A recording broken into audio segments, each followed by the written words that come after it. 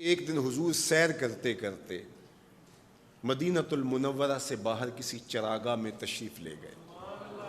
وہاں ایک قافلے نے پڑاؤ کیا ہوا تھا، تو ان کے سرخ رنگ کے اونٹ چل رہے تھے۔ ایک اونٹ حضور کو پسند آ گیا، اس کے بخت کے حضور کو پسند آ گیا۔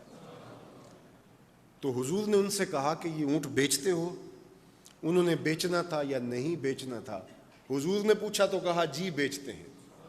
یا پھر مجھے اپنے شیخ یاد آئے، وہ کہتے ہیں میں دل ویچاں میں جگر ویچاں جے پیارا محمد آ جاوے، نہیں میں اپنا سارا گھر ویچاں جے پیارا محمد آ جاوے۔ کہا جی بیچتے ہیں۔ کتنے کا؟ کہا اتنے کا۔ سودا طے ہونے لگا۔ حضور نے فرمایا ٹھیک ہے میں اسے خریدتا ہوں۔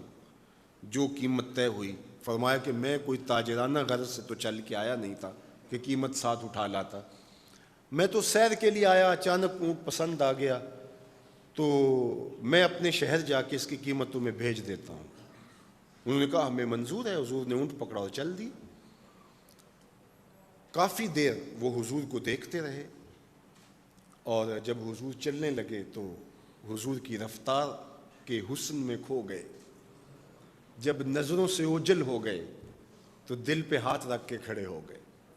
تھوڑی دیر گزرنے کے بعد سکتے سے باہر آئے تو ایک دوسرے سے پوچھنے لگے یار یہ جو شخص آیا تھا کسی نے اس کا پتہ بھی پوچھا؟ کسی کو ادھار سودا دیا جاتا ہے تو آپ اسے جانتے ہوتے ہیں تبھی دیتے ہیں نا، یا درمیان میں کوئی ضامن ہو، یا پھر وہ کوئی شے گروی رکھ دے تو اس کے عوض میں آپ سودا دے دیتے ہیں، اور نقد دیں تو آپ کو ان چیزوں کی ضرورت نہیں ہوتی۔ تو کہا ایک شخص آیا اور اونٹ لے گیا، کسی کو پتہ ہے یہ شخص کون تھا؟ تو انہوں نے کہا نہیں ہمیں نہیں پتا۔ یار عجیب کہانی ہے، ایک شخص آیا قیمتی اونٹ لے گیا اور اپنا پتہ بھی نہیں بتا کے گیا، کوئی درمیان میں ضامن بھی نہیں رکھا اس نے، اور کوئی شے بھی گروی نہیں رکھی۔ ایک بولا یار جب وہ باتیں کرتا تھا اس کے منہ سے نور جھڑتا تھا،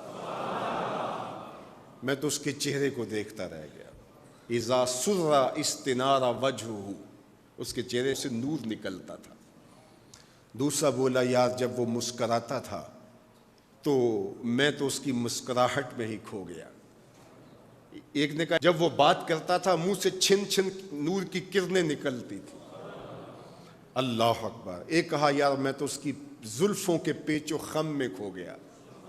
اللہ اکبر۔ ایک کہنے لگا یار میں تو اس کی آنکھوں میں ڈوب گیا، کیا خوب سجن دیاں اکھیاں نے، کیا خوب سجن دیاں اکھیاں نے جویں پر کے سرائیاں رکھیاں نے، تو اجے میرا یار نہیں ڈٹھا جنوں ویکھ کے چن شرماوے، ادھی راتیں دن چڑھ جاوے جیو رخ تو نقاب اٹھاوے، تے جے او نکلے سیر کرن نو سارا گلشن سیس نواوے اتے دھرتی لف لف جاوے، جے ہاتھ پھلاں وچ رکھدا ہاتھ پھلاں تو ود جاوے، نین نشیلے مست رسیلے وچ سونا کجل سہاوے، اکھ اگڑے تے انج پیا جاپے جویں میں خانہ کھل جاوے، تے جے او کھولے پیچ زلف دے اتے راہی راہ پل جاوے، توبہ توبہ حسن سجن دا چال نہ چلی جاوے، بجلی ڈردی لشک نہ مارے متا بے ادبی ہو جاوے، علم خدا نے اینا دتا عقلاں وچ نہ آوے، عقل خدا نے اینی دتی علماں وچ نہ آوے،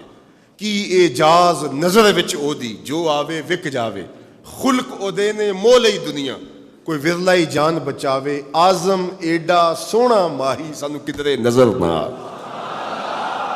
انہوں نے کہا یار ہم تو اس کے حسن میں کھو گئے، کسی کو یاد نہیں رہا اس کا پتہ پوچھ لیتا۔ انہوں نے کہا جو بھی ہوا سو ہوا، اب وہ اپنے حسن کا جادو جگا کے تم سے قیمتی اونٹ ہتھیا کے لے گیا، اب وہ نہیں آئے گا۔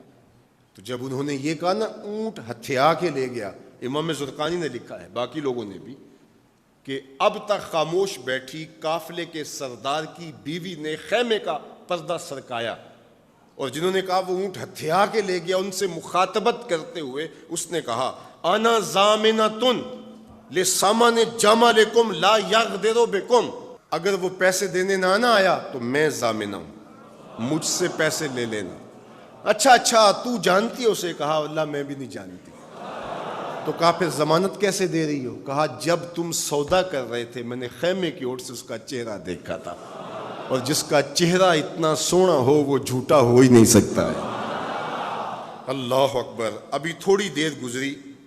فلما کان العشاء اتانا رجل فقال انا رسول اللہ صلی اللہ علیہ وسلم الیکم ھذا تمرکم وکلوا واشبعوا واقتالوا واستوفوا.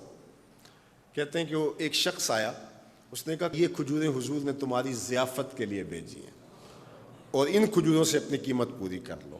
انہوں نے کہا کہ ہم قیمت کیا لیں گے, خود بک گئے ہیں, تیری تک کے ادامہ میں مرید ہو گئے, ہمیں بتا وہ پیارا رہتا کہاں ہے.